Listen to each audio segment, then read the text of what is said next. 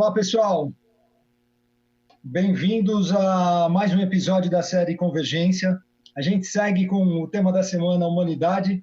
No programa de hoje, a gente vai falar sobre saúde mental.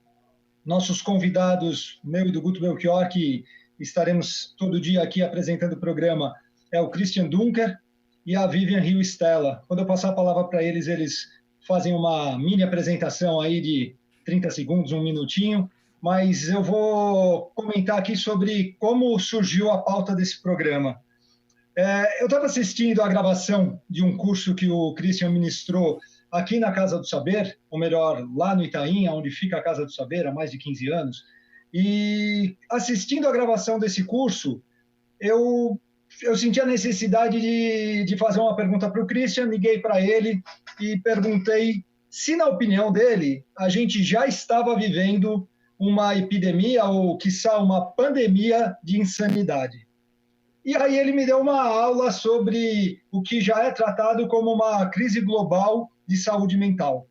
Então, a gente vai começar com ele falando um pouquinho sobre isso, sintetizando essa aula num formato de bate-papo que a gente traz aqui, e depois a Vivian vai trazer a questão do lifelong learning, que é essa aprendizagem para a vida inteira, como uma das possíveis alternativas, um dos antídotos que podem nos ajudar a lidar com a nossa sanidade mental. Vamos lá, então, Christian, está com você a palavra aí. Obrigado, Marcelo. Muito bem, gente, está com vocês.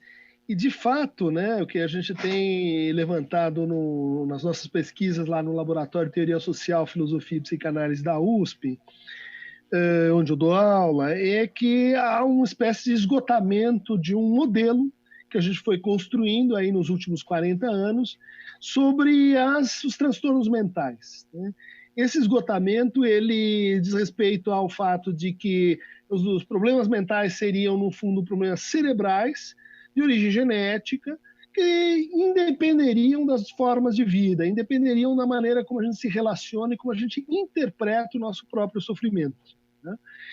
Durante 40 anos, então, a gente foi apostando nessa ideia, foi apostando numa medicalização crescente, foi apostando na ideia de que a gente poderia cobrir o sofrimento com formas de sintoma, né? Então, que se expandiram aí nesses mesmos 40 anos, ao ponto em que a gente tem que admitir que essa estratégia discursiva ela deu errado, né? Hoje a gente tem taxas de suicídio crescentes, não só no Ocidente, não só na vida adulta, mas também entre adolescentes, entre crianças. A gente tem uma medicalização brutal da infância, a gente tem um quadro de comorbidade, né? Ou seja, qualquer pessoa ela tem 3, 4, 5 diagnósticos, sem que a gente consiga, de fato, mobilizar a quantidade e a qualidade de recursos para fazer frente a essa, como você lembrou, né, uma espécie de epidemia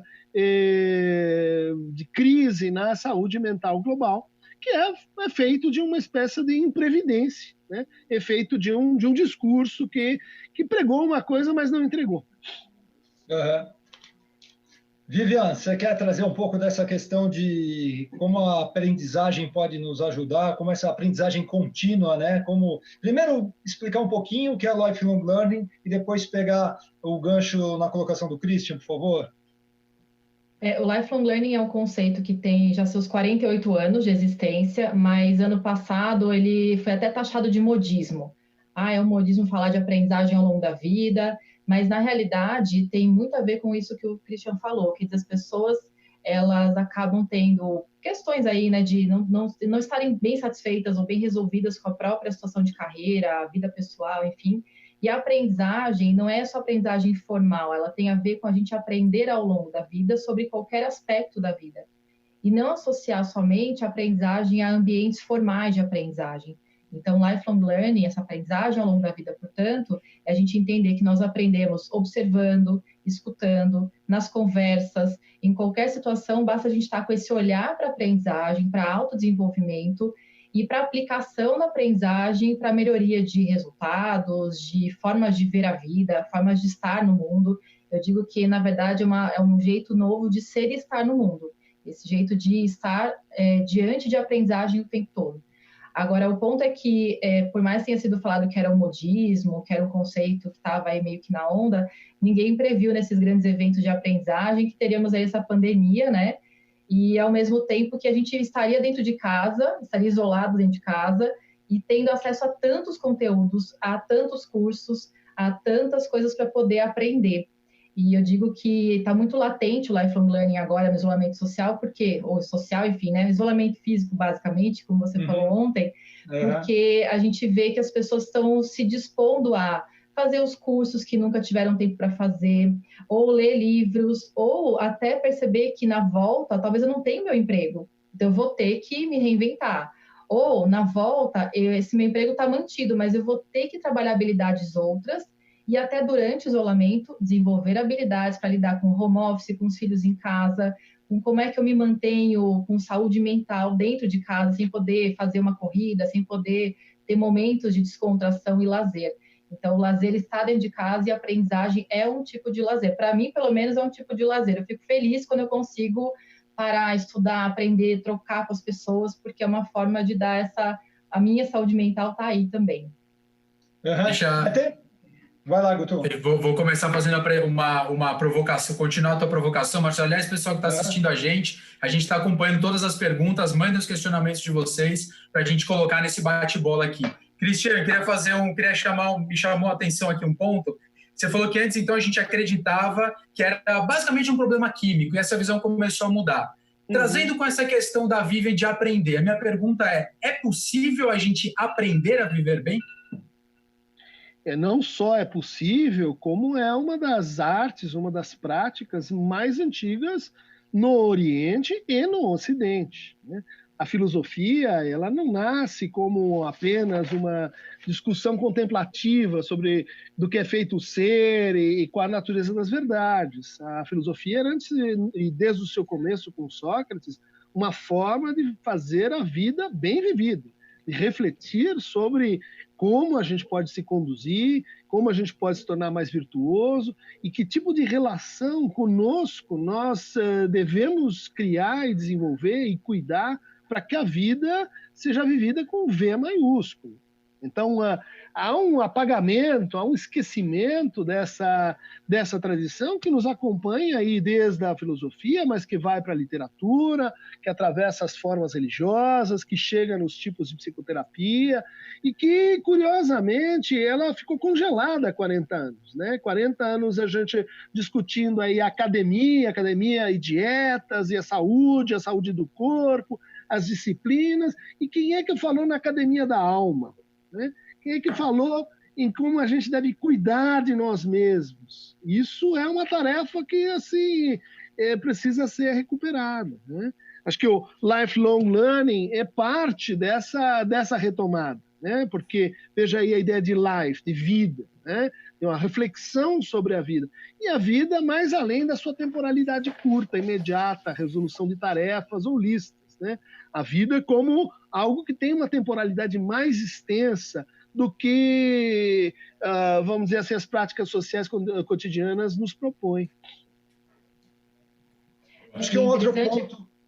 Vai lá, Vivian. Interessante porque os próprios gregos já falavam que a gente ia aprender desde a hora que a gente nasce até a hora que a gente morre. Então, eles já tinham essa visão holística da aprendizagem.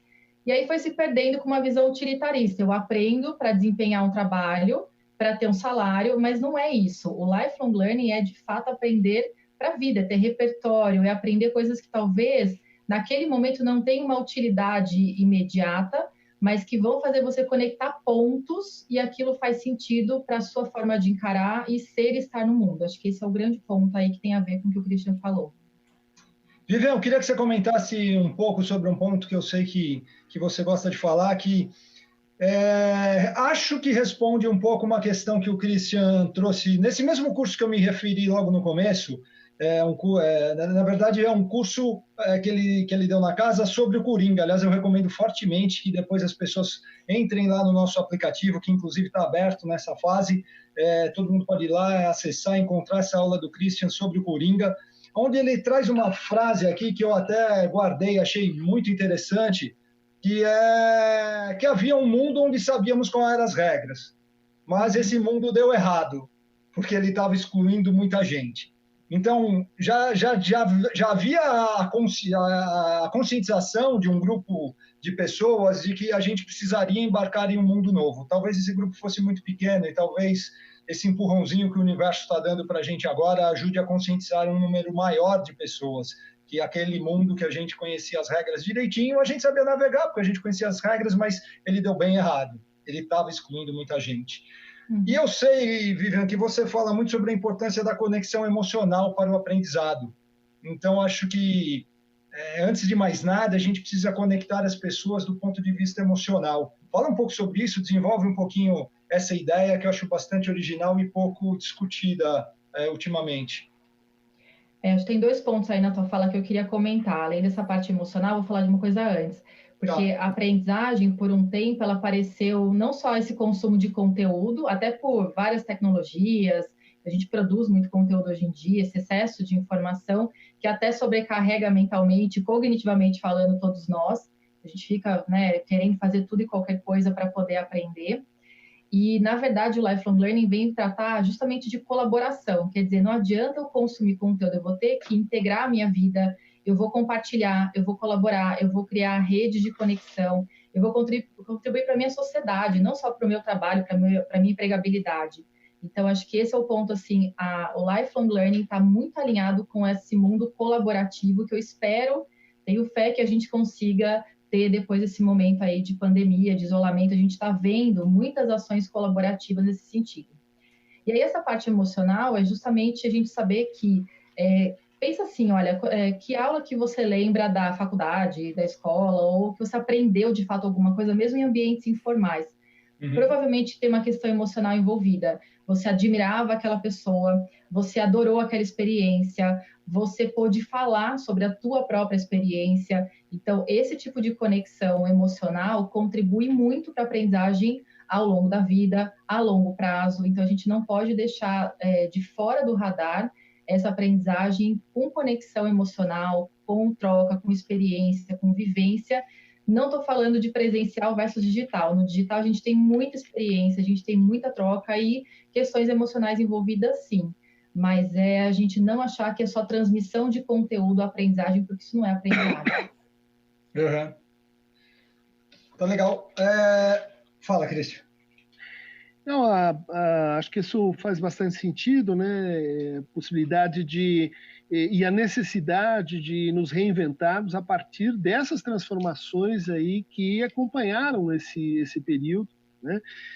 Tanto do ponto de vista de um certo modo de trabalhar, né? Um trabalho que é cada vez mais organizado ao modo de projetos, é cada vez mais precário, instável, indeterminado, mas também que faculta que as pessoas tenham várias vidas laborais dentro de uma mesma existência, né? Então, acho que dá para a gente comparar isso um pouco assim com o Batman, né? O Batman é aquele personagem que tinha duas vidas, Bruce Wayne, né? E à noite um tipo que enfrentava a sua própria solidão, enfrentava seus próprios demônios, mas que ele vivia assim o regime do conflito, né? O regime da divisão. O que a gente tem com a emergência dessa espécie de civilização coringa é que o coringa ele é sempre coringa. Ele está sempre numa espécie de indistinção para com o papel que ele está representando, né?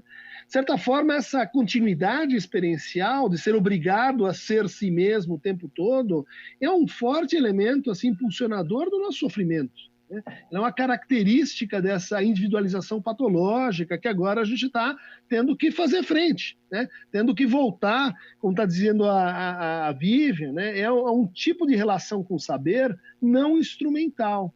Um tipo de relação com o saber que tem que ver com o sabor, tem que ver com a transformação dos nossos laços com o outro, né?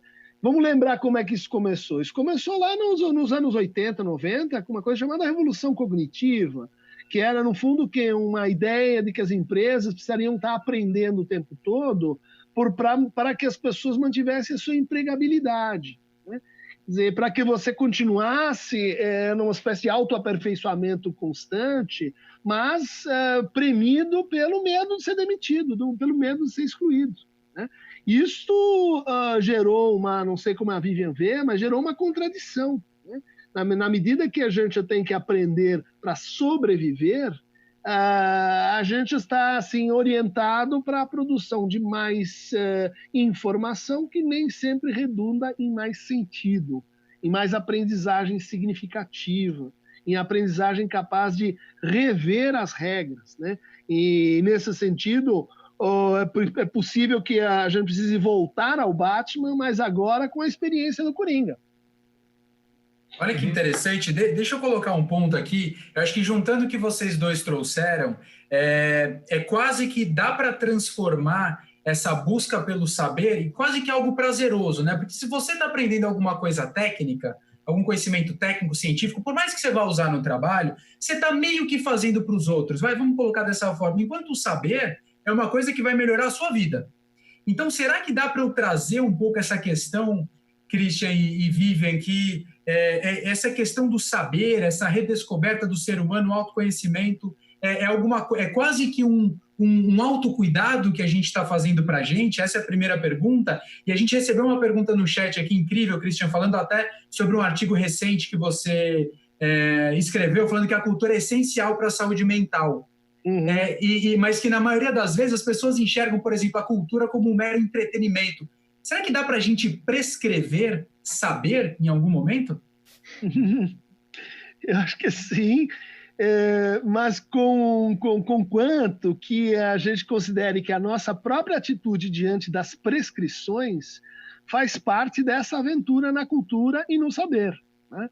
Ou seja, se a gente for recuar, né, para a distinção entre cuidar de si e conhecer a si mesmo, que não é a mesma coisa, tem uma tensão entre as duas, a gente vai ver que se trata de um processo de emancipação, de se apropriar de um saber, que no fundo te liberta daquilo que foi a experiência que te levou a fazer aquela pergunta, né?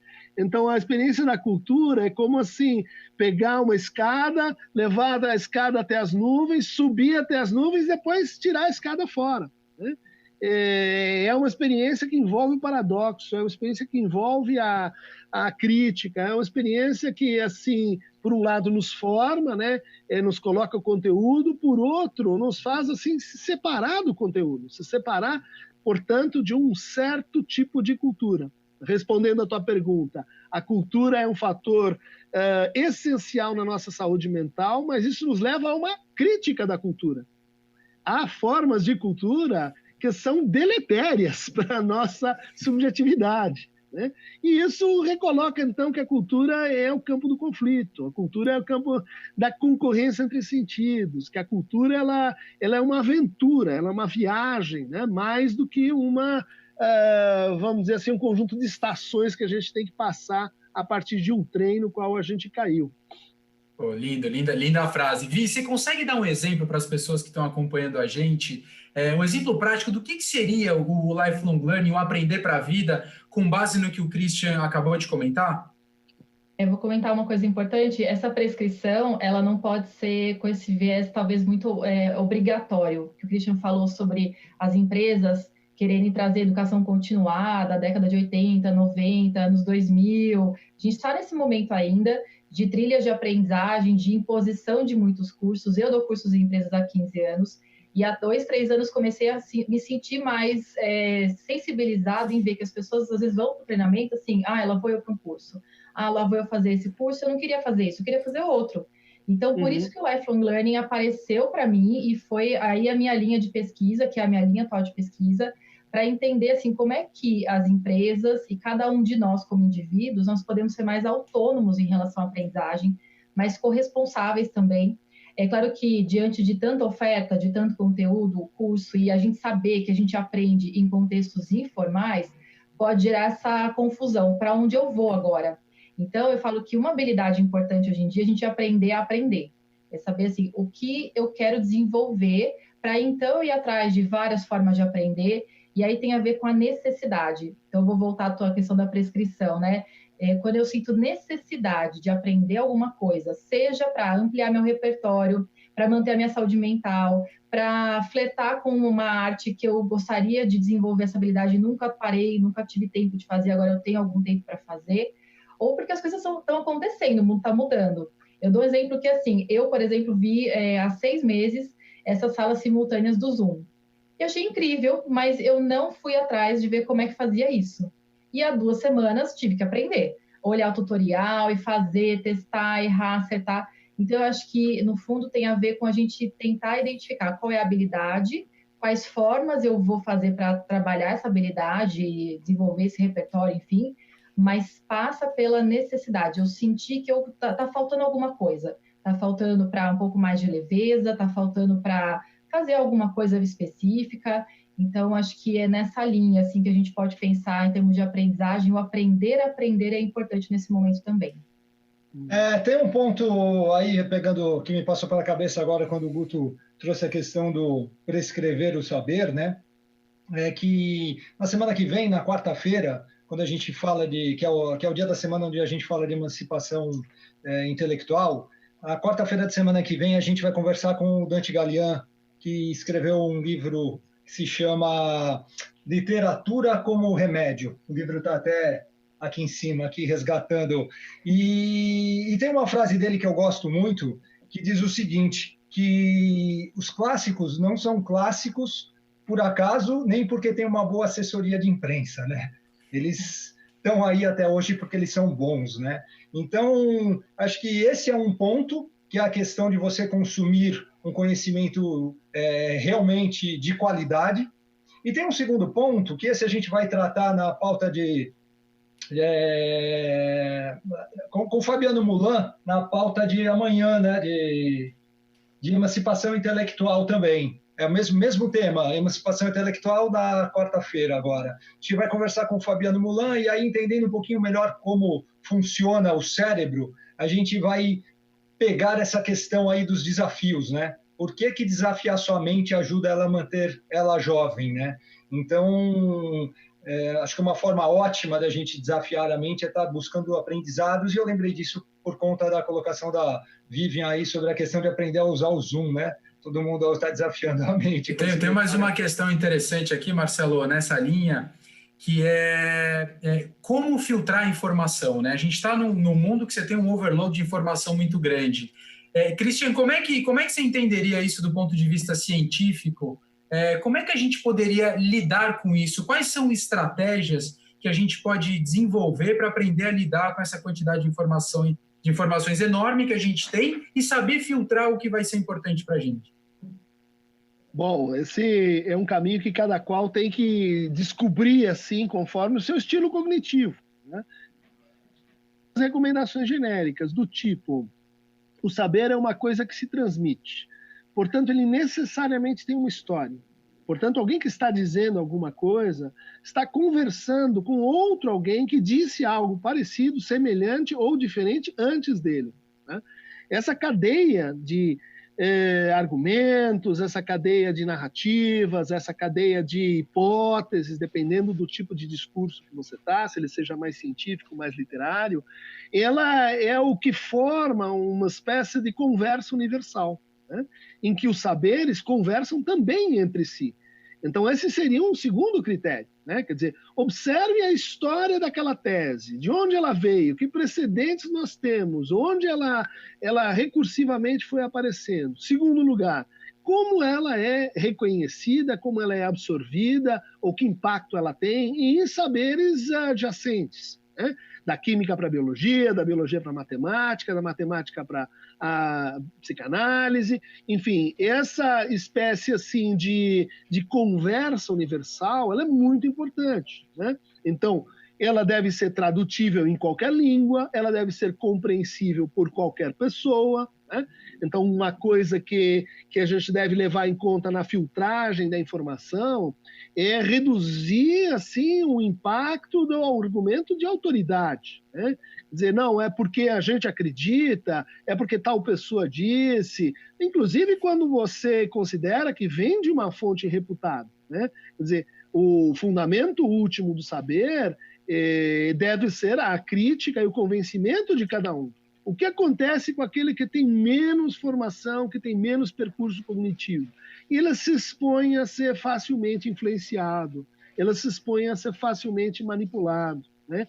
E ele se expõe a narrativas muito simplificadoras, porque elas vão produzir uma espécie assim, de visão de mundo com o qual a gente consegue operar em qualquer domínio, em qualquer campo de saber, né? Mas, então, ao mesmo tempo, isso é uma preservação da ignorância, né?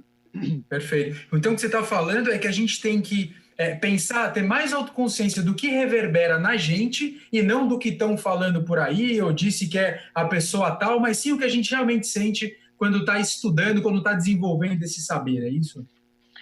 Tem essa reverberação emocional que é muito importante, né? Daquele conteúdo falar ao coração, daquele conteúdo ser integrado significativamente à nossa experiência ou da nossa comunidade, né? Mas temos que entender que o debate da cultura ele é também um debate assim, feito de antagonismo, feito de argumentos, feito de persuasão, né? E que essa persuasão ela é complicada. À medida que a gente vai entrando, é como se no começo tivesse, sei lá, um dueto. Daí você começa a se aprofundar, você vê que daquele dueto nasce uma orquestra sinfônica. E que você começa assim a desconhecer como é que toca o pífaro, como é que faz com a viola da gamba, o que é um violino, e que a gente se sente assim pequeno diante da magnitude dos saberes entrelaçados. A nossa atitude diante disso, em geral, é se apegar a alguma simplificação ou então se demitir um pouco assim envergonhado. É dizer, isso não é para mim, isso tem formas assim de autoridade muito constituídas. O que a gente vê a partir da experiência da linguagem digital e da facilitação do acesso à informação é que os processos de qualificação da informação eles foram abalados. Né? Eles foram derrogados junto com descobertas que, para quem pratica e está na ciência faz tempo, fazem parte do métier, fazem parte do assunto. Ciência é controvérsia, ciência são hipóteses concorrendo. Daí vem um incauto e diz, então eu posso colocar a minha hipótese também de que o mundo é zumbi e que o vírus foi feito na China? Não é bem assim. Você pegou assim uma intuição de como a conversa funciona, mas ela é mais complicada. Acho que vale a mesma coisa para aprendizagem, né? Uhum. Para aprendizagem é a mesma coisa. As pessoas acham assim, basta eu ler um livro e eu já aprendi tudo. Não, é uma jornada imensa, porque aquele livro ele é resultado de vários diálogos com vários autores, com várias pesquisas. A gente lê coisas que a gente não vai conectar, talvez, os pontos. Então, essa visão também, assim, imediatista da aprendizagem, da rapidez da aprendizagem. Eu vejo gente assim, eu tenho pressa de aprender, faço lá uma coisa bem rápida para aprender. A pessoa se frustra porque ela vê que ela precisa de mais tempo, depuração, reflexão, interpretação, ressignificação de tudo que ela está tendo contato, sejam experiências, conteúdos, enfim. E aí a pessoa acha que basta ela ouvir um resumo de livro, nada contra, a gente pode, a partir do resumo de livro, ir para o livro, para outros livros, criar uma jornada aí de aprendizagem, mas achar que eu já sei tudo, porque eu ouvi alguém resumir em 10 minutos um livro que tem, sei lá, 1000 páginas, é complicado. Então, acho que a mesma coisa sobre a informação tem a ver com a aprendizagem, esse imediatismo de querer aprender para utilizar, para colocar no currículo, e aí a gente tem vários caçadores de diplomas, que fazem vários cursos, várias coisas, mas a aprendizagem, ela também acontece no ambiente informal, eu vou ter que testar, errar, experimentar, fracassar, acertar, ser bem-sucedido, e isso dá um estresse bem grande, aliás, né, Christian? Cognitivamente falando, saúde mental, sim. Quando a gente fracassa, fala, meu Deus do céu, como assim? Vou tentar de novo, vou me superar, eu vou adiante. Então, é uma jornada bem importante aí para a gente encarar, e não é algo automático na aprendizagem mesmo. Você tem razão, eu vou particularizar assim, o caso, dizendo o seguinte, né? O que são os transtornos mentais, o que são os sintomas, o que são os quadros clínicos, né? Eles são evoluções, né? Eles são progressões em formas de sofrimento que a gente não cuidou, que a gente não fez frente, né? Que a gente não conseguiu traduzir em outro formato, né? Portanto, eles são modos de dizer que afetam o nosso cérebro, inclusive, né? Que alteram os nossos neurotransmissores. Mas, e esse ponto foi um ponto ignorado na conversa aí durante 40 anos, a forma como a gente narra o nosso sofrimento, a forma como a gente conta, como a gente divide, como a gente integra em narrativas que nos precederam, transforma esse sofrimento. né? Então, o que começou a acontecer? Descrições muito sucintas, descrições muito pobres. Então, na hora da gente enfrentar um conflito, na hora da gente traduzir o universo de contradições dos nossos afetos, isso tudo virava um nome. Depressão. Pronto, a conversa acabou. Transtorno obsessivo-compulsivo. Agora entendi. Em vez disso ser uma abertura para a investigação de nós mesmos e da partilha social dos afetos e sentimentos, isso se tornou um silenciador. Então, o sofrimento maltratado, ele perde a sua potência narrativa e ela se torna uma coisa assim que é vivida como imposta desde fora pelo sujeito. O sujeito diz assim, eu não posso fazer nada com isso, eu não preciso me observar, eu não preciso me recontar, eu não preciso saber nada sobre isso, né? E, no fundo, isso responde a uma forma muito, muito simplória de praticar um outro elemento fundamental em relação ao sofrimento, que é a forma como ele é reconhecido. O sofrimento muda conforme a gente o reconhece. Ele é diferente de uma pedra ou de um pedaço de pau, que ele permanece o mesmo, independente da descrição que a gente tenha dele, né? Então, narrativa, reconhecimento e transitividade, a possibilidade de partilhá-lo com os outros, são elementos protetivos para que o sofrimento não evolua para sintoma. A gente deixou de considerar isso 40 anos e agora estamos tendo que tirar o atraso. Então, no fundo, é como se, às vezes, acontece alguma coisa com a gente não internaliza, não interpreta, não conta essa história para a gente, e aí é classificado como uma depressão, a gente vai, toma um remédio, faz alguma coisa, e quase que não se aproveita da riqueza da experiência para crescer, no fundo? Será que está certo eu falar isso? Exatamente, boa colocação. É como se a gente dissesse assim, não tem nenhuma verdade em jogo no sofrimento. Sofrimento é uma coisa que você tem que aceitá-lo ou então transforma o mundo e ele muda, né? Quer dizer, essa é uma hipótese muito empobrecedora. É claro que há sofrimentos que não transformam, que não são interessantes, são improdutivos, né? Mas essa ideia de que ali onde a gente sofre é também ali onde a gente se constitui como um sujeito, como um indivíduo, isso é formativo da literatura moderna, isso é formativo da psicologia e da filosofia contemporânea. Isso foi, assim, descaradamente ignorado. O sofrimento era uma espécie assim, de secreção cerebral, né? Que alguém vai administrar, você vai disciplinar e ele vai desaparecer. Isto é mentira, isto gerou uma espécie de negacionismo.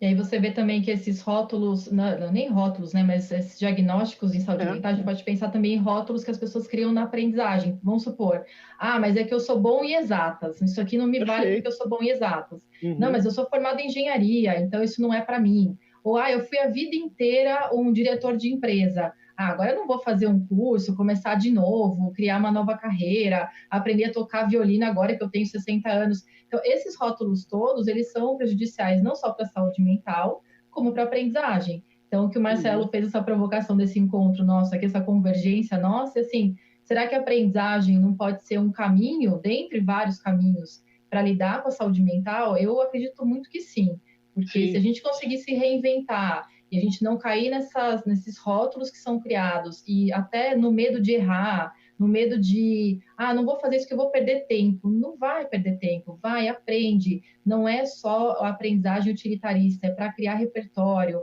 é para te dar um pouco mais de distração e leveza, de repente. Vou ver um vídeo, vou fazer uma conversa, vou participar de um lab online para poder, assim, trocar. E nessa troca a gente aprende tanto, então acho que esse é um ponto essencial também para lidar com a saúde mental.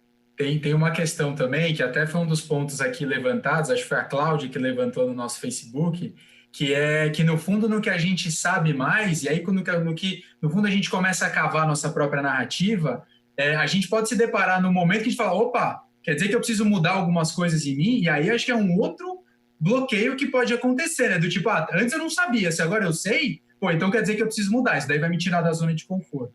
Como é que será? Eu acho que... Não, minha pergunta é como é que será que a gente lida com isso, né?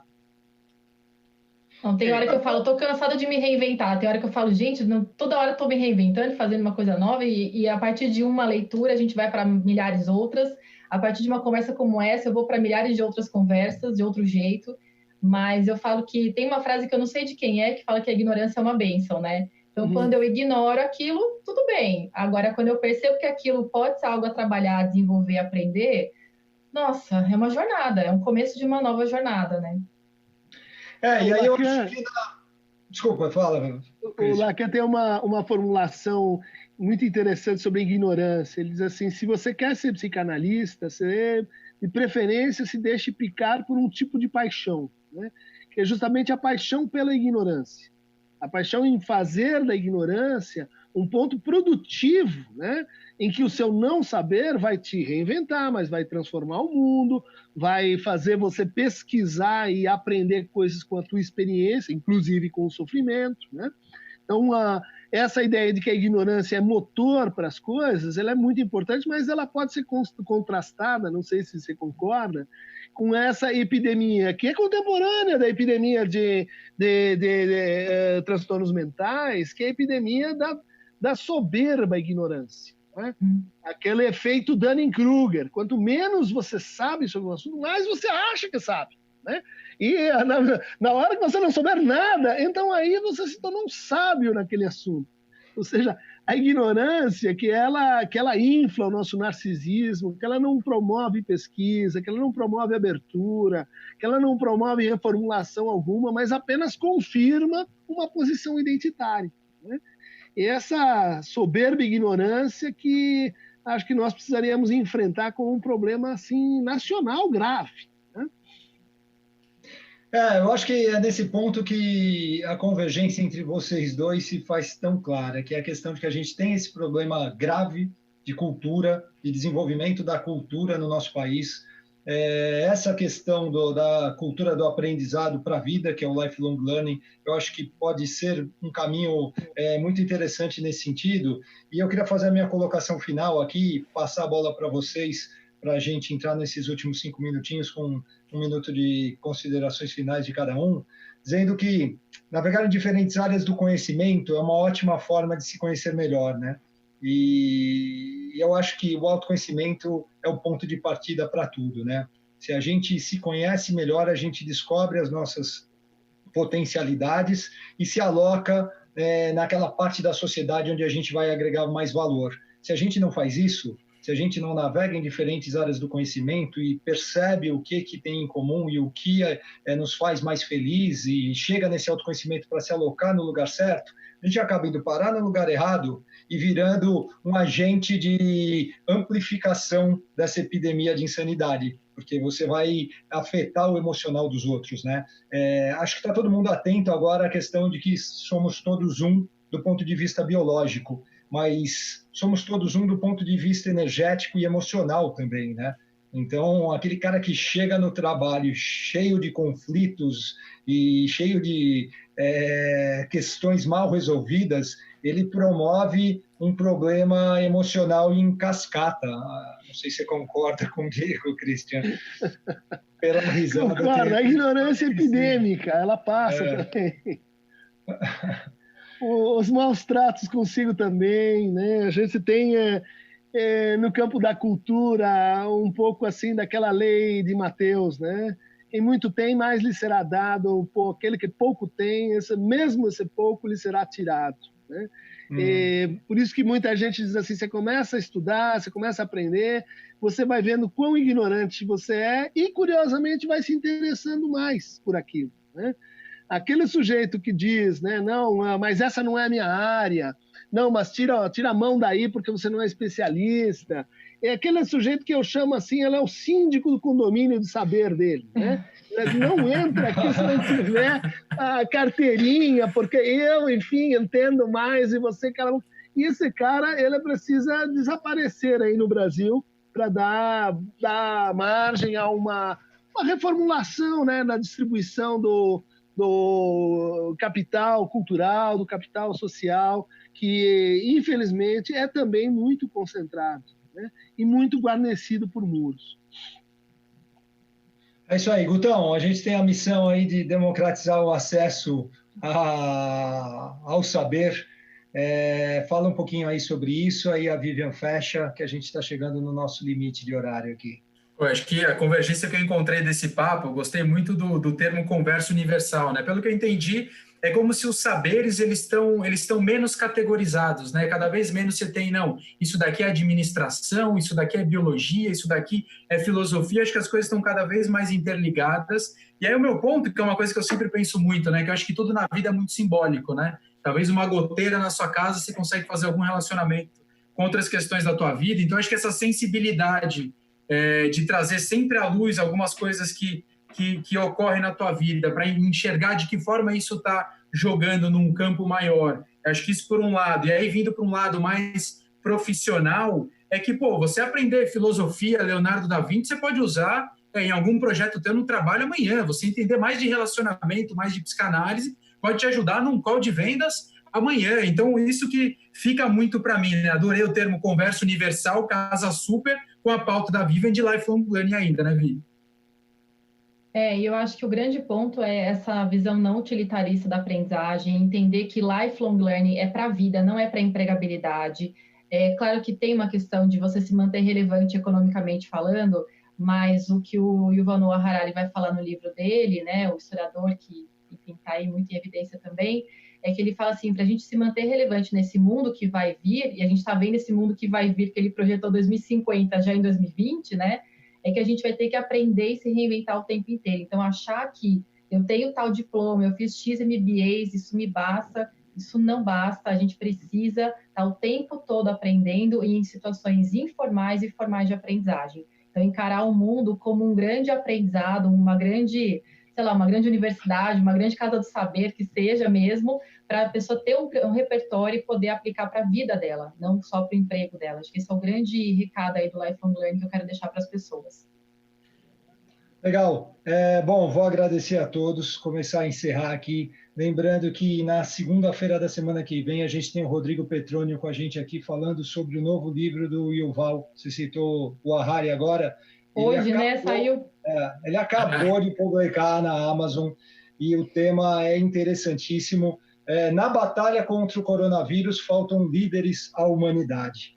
Ele publicou de forma gratuita, qualquer um pode baixar o livro, uma atitude aí bacana e importante para esse momento.